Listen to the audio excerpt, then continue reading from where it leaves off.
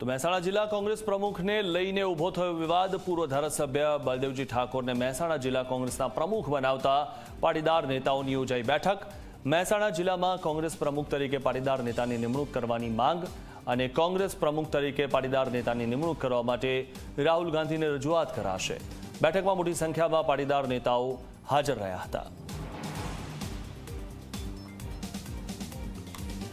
પાટીદારો પીસીવીએમ એટલે પાટીદાર વિકાસ સંગઠન મહેસાણા જિલ્લાની આજે વિસનગરમાં એક હોટલમાં અમે મિટિંગ કરી। એમાં કોંગ્રેસ પાર્ટીને કેવી રીતે મજબૂત કરવી, પાટીદારોમાં વધારે કેવી રીતે કોંગ્રેસમાં જોડાય એની વિસ્તૃત ચર્ચા કરી। રાહુલજીએ જે સંગઠન સૂજન અભિયાન પ્રમાણે જે નિરીક્ષકો મોકલ્યા હતા અને જે સેન્સ પ્રક્રિયા લીધી હતી એમાં એ પ્રમાણે જિલ્લા પ્રમુખની નિમણૂક થઈ નથી એની પણ ચર્ચા થઈ।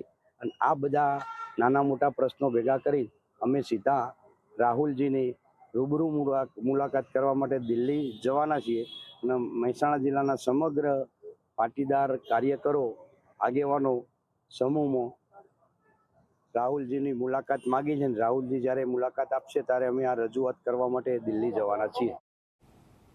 તો સમાચારોમાં